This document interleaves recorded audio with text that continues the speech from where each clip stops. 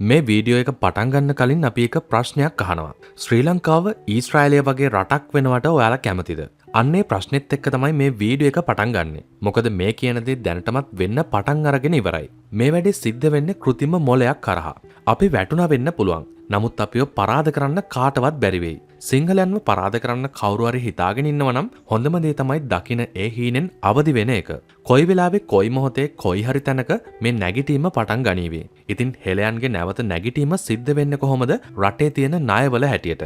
ණය සමානයි සල්ලි වලට. ඉතින් ඒකට ගොඩක් සල්ලි යන නිසාම මේක කරන්න බැරි වැඩක් කියලා කෙනෙක්ට හිතෙන්න පුළුවන්. නමුත් ඒක වැරදි මතයක්. ඉතිහාසය තුළ බිහිවුණු විප්ලව දිහා බලන්න. විප්ලව නායකයන් විප්ලවකරුවන්ට සල්ලි දුන්නද? ඉතින් මේ සිංහල රැල්ල පටන් ගන්න අයටත් වාසනාවට හෝ අවාසනාවට සල්ලි නම් නැහැ. නමුත් මේ වෙනුවෙන් උදව් කරන අයට මේක මෙහෙවන අය විසින් ලබා දෙනවා કૃතිම මොලයක්. එහෙම නැතිනම් පුංචි કૃතිම බුද්ධියක්. ඔබට පරිගණකය භාවිතයෙන් හෝ ජංගම දුරකථනය භාවිතයෙන් හෝ මේ કૃතිම මොලය සමග සම්බන්ධ වීමට හැකියාව ලැබෙන අතර සාමාන්‍ය මිනිස්සෙක්ට පරිගණකයක් භාවිතයෙන් කරන්න පැය ගණනාවක් ගත වෙන සමහර වැඩ මේ કૃතිම මොලය හරහා තප්පර ගණනාවක් ඇතුළත කරගන්න පුළුවන්. දැනට ඉතින් මේ કૃතිම මොලය කරන්නේ යම් විශේෂ වැඩ ටිකක් විතරයි. මොකද මේවා නොමිලේ ලබා දිය හැකි කුඩා මට්ටමේ සේවාවන් වන නිසා. ඉතින් මොකක්ද මේ કૃතිම මොලය? ඒ ගැන කතා කරන්න කලින් අපි මේ සිද්ධිය ටිකක් පැහැදිලි කරගමු. ඇත්තටම මේ වීඩියෝ එක බලන ඔයා සිංහල නම් ලැජ්ජ වෙන්න ඕනේ. හොඳට බලන්න ලංකාවේ ඉන්න ජාතීන් දිහා. එයාලගේ කවුරු හරි ඉගෙන ගන්න කෙනෙක් ඉන්නවා නම් ඒ අය ඔක්කොම එකතු වෙලා උදව් දෙනවා. ඒ වගේම කවුරු හරි එයාලගේ කෙනෙක් කරදරයට පත් වුණොත් ඔක්කොම එකතු වෙලා එයාට උදව් කරනවා. වැටෙන්න දෙන්නේ නැහැ. නමුත් බලන්න අපේ ඉන්න සිංහලයුන් දිහා. සමහර අය කරදර වලට පත් වෙලා ඉන්නවා බලන්න බලු බල්ලෙක් නැහැ. ඒ වුණාට ගොඩක් සිංහලයිගේ කතාව රට හදන එක ගැන. කියන විදියට වැඩ වුණා නම් අපේ සිංහලයුන්ට මෙහෙම වෙයිද? රට හදන්න කතා කරන අය කියන්නේ මේ අයට ඡන්ද දෙන්න, අර අයට ඡන්ද දෙන්න කියලා. හැබැයි හිතන්න එපා කවදාවත් ඔවුන් සිංහලයන්ට උදව් දෙයි කියලා. මොකද එහෙම කළොත් ඒ අයට සුළු ඡන්ද අහිමි වෙනවා. ඒ නිසා මේ අය කවදාවත් සිංහලයන්ට උදව් කරන්න එන්නේ නැහැ. සරලම භාෂාවෙන් කියනවා නම් අපේ මහයවුන්වත් අපිට නැහැ. පොඩි යවුනුත් අපිට නැහැ. මොකද හැම වෙලාවෙම ඉන්නේ කාගේ හරි කකුලෙන් අදින්න. නමුත් උදාහරණයක් විදිහට බලන්න ඊශ්‍රායලයේ දිහා. ඊශ්‍රායලයේ ඉන්න යුදෙව්වෝ. නම කිව්වම ලෝකෙම බයයි. අපි සහ ඔවුන් අතරේ සමානකම් ගොඩක් තියෙනවා. දෙගොල්ලන්ටම නිදහස ලැබෙන්නේ එකම අවුරුද්දේ. ඒ වගේම ලංකාව සහ ඊශ්‍රායලයේ ගොඩබිම් ප්‍රමාණය අතරත් ලොකු වෙනසක් නැහැ. ලංකාවට වඩා ඊශ්‍රායලය ටිකක් විතර පොඩි. ඒ වගේම ලෝකේ ඉන්න සිංහලයන් සහ යුදෙව්වන් ප්‍රමාණයත් සමාන වෙනවා. වෙනස තියෙන්නේ යුදෙව්වන් ලෝකය පාලනය කරන්න හදනකොට සිංහලයන් කරන්නේ ලෝකෙන්ම හිඟා කෑම පමණයි. ඉතින් යුදෙව්වන් ලෝකයේ බලවත්ම ජාතියක් වෙනකොට සිංහලයන් හිඟන්නන් උනේ ඇයි? ප්‍රධානම හේතුව තමයි අපේ උන්ගේ තියෙන එකෙක් නැගිටිනවට කැමති නැති ගතිය. ඕක මේ කාලේ විතරක් නෙවෙයි. ඒ කාලෙත් තිබුණා. අමතක නම් මතක් කරලා දෙන්නම්. අපේ රටේ ඉතිහාසයේ ඉන්න ප්‍රබලම රජවරු 3 දෙනෙක් තමයි දුටු ගැමුණු විජේබාහු සහ පරාක්‍රමබාහු කියලා කියන්නේ. මොන වුණත් අපි මේ වගේ එක තැනකට වැටිලා ඉන්නේ කිසි දෙයක් නිසා නෙවෙයි. අපේ ඇඟ ඇතුලෙන් එන එකෙක් නැගිටිනවට කැමති නැති ගතිය නිසා. නමුත් අන්නේ බාධක අපි පන්න ගත්තොත් එදාට අපි නැගිටිනවා කාටවත් නවත්ත ගන්න බැරි තරමට. ඉතිහාසයේ මේකට සාක්ෂි දරාවි. හොඳම උදාහරණය තමයි අපි කලින් කිව්ව රජවරු. ඒ කාලේ ලංකාවේ හෙළයෝ කිව්වම හැමෝම බයයි. කවුරුත් සද්ද නැහැ. ඉතින් අපි පන්න ගන්න ඕනේ අන්නේ බාධකයේ විතරයි. කොහොමුණත් අපි යමු ඊතුරු කොටසට. මොකක්ද මේ ලබා දෙන કૃතිම බුද්ධිය? ඒ ගැන කතා කරන්න කලින් මේ සටහන දිහා බලන්න.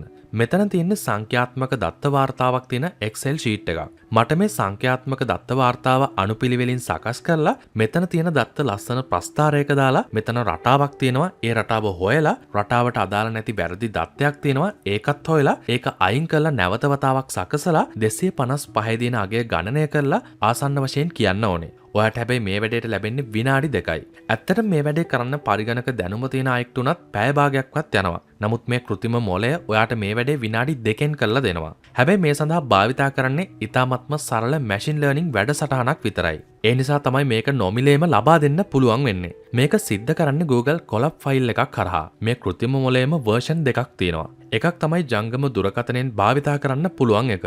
අනිත් එක පරිගණකයෙන් භාවිතා කරන්න පුළුවන් version එක. ඉතින් කාර්යාල වැඩවලට මේ වගේ මොලයක වටිනාකම කියලා නිම කරන්න බෑ.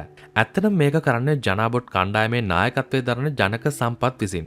මේ මොලය ලබා දෙන්නේ අසරණ වූ සිංහලයන්ට උදව් කරන්න ඉදිරිපත් වන අයට විතරයි. ඔයාට පුළුවන් තරමින් පොත් 2-3ක් හරි අරන් දුන්නොත් ඒක ලොකු උදව්වක් වෙනවා. ජනක සම්පත් කරන්නේ මෙහෙම උදව් අවශ්‍ය සිංහල සිසුන්ට උදව් කරන අයව සම්බන්ධ කිරීම පමණයි. මේ ලිස්ට් එකේ ඉන්නවා තවත් සිසුන් විවිධ අනතුරු සහ අසනීප නිසා අසරණ වෙලා ඉන්න සිසුන්.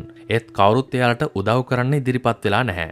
ඒ වගේම තවත් සිසුන් ඉන්නවා උසස් පෙළ කරන සිසුන්. ආර්ථික අපහසුතා නිසා මේ අය ඔවුන්ගේ ඉගෙනීම අත්හරින්නට යනවා. ඉතින් මේ අයව සම්බන්ධ කරන එක විතරයි ජනක සම්පත් විසින් කරන්නේ. ඒ වගේම මේ කෘත්‍රිම බුද්ධිය සකසන අවස්ථාවේදී ජනාබොට් ටීම් එකේ සමහර පාසල් සිසුන් සහ විශ්වවිද්‍යාල සිසුන් කෘත්‍රිම බුද්ධි වැඩසටහන් වලට ඩීප් ලර්නින් ඇතුළත් කරලා තියෙනවා. නමුත් ඒවා භාවිතයට විශේෂිත දැනුමක් අත්‍යවශ්‍ය වන නිසාම ඒවා ලබා දීමට හැකියාවක් නැහැ. ඔයාලට මේ කොලප් ෆයිල් එකේදී කරන්න තියෙන්නේ Excel ෆයිල් එක ලබා දීලා ප්‍රෝග්‍රෑම් එක රන් කරන එක විතරයි.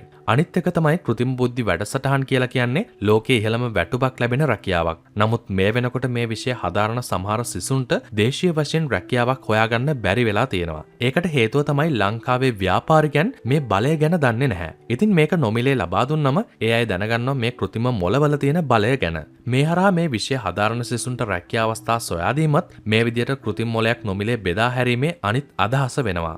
මූලික වටේදී පස්යාල ප්‍රදේශයේ සිටින දුප්පත් සිංහල සිසුන් කිහිප දෙනෙක් සහ කෘත්‍රිම බුද්ධිය හදාරන සිසුන් කිහිප දෙනෙක් තෝරගෙන ඉන්නවා. ඉතින් අවසානයේට කියන්න තියෙන්නේ මේ සඳහා ඔයාගෙන් කිසිම මුදලක් ඉල්ලන්නේ නැහැ. ඔයා මේකට උදව් දෙන්න කැමති නම් කරන්න තියෙන්නේ තවත් කෙනෙක්ට උදව් දෙන්න ඉදිරිපත් වීම පමණයි. මේ සඳහා මුදල් එපා කියන තවත් හේතුවක් තමයි විනිවිදභාවයකින් කරන්න පුළුවන් ක්‍රමවේදයක් තාම නිර්මාණය කරලා නැති එක. ඉතින් එහෙම විනිවිදභාවයකින් යුතුව එහෙම කරන්න පුළුවන් ක්‍රමවේදයක් දන්න කෙනෙක් ඉන්නවා නම් ජනක සම්පත්ව දැනුවත් කරන්න. එතකොට අපිට පුළුවන් කාටවත් රුපියලක්වත් හොරා ගන්න බැරි පොදු ක්‍රමවේදයක් රටට හඳුන්වා දෙන්න. ඉතින් ජනක සම්පත්ගේ දුරකථන අංකය අපි පහලින් දාලා තියෙනවා. උදව් කරන්න පුළුවන් අය ඉන්නවා නම් ඔහුව සම්බන්ධ කරගන්න. ඔයාට WhatsApp message එකක් විතරයි දාන්න තියෙන්නේ. කොහොම වුණත් වීඩියෝ එක අවසන් වෙන්න කලින් තවත් දෙයක් කියන්න තියෙනවා. මේ වීඩියෝ එකේ සිංහල කියලා වැඩියෙන් ටිකක් කියවුණු නිසාම සමහර අය කලබල වෙන්න ඉඩ තියෙනවා. දෙමළ අයට දෙමළ කියන්න පුළුවන්. මුස්ලිම් අයට Taman මුස්ලිම් කියලා කියන්නත් පුළුවන්. හැබැයි සිංහල අය Taman සිංහල කියලා කිව්වොත් ඒක ජාතිවාදී වෙනවා. ඒ වගේම සහජීවනයටත් බාධාවක් වෙනවා. ඇත්තටම මොකක්ද මේ තර්කයේ තේරුම?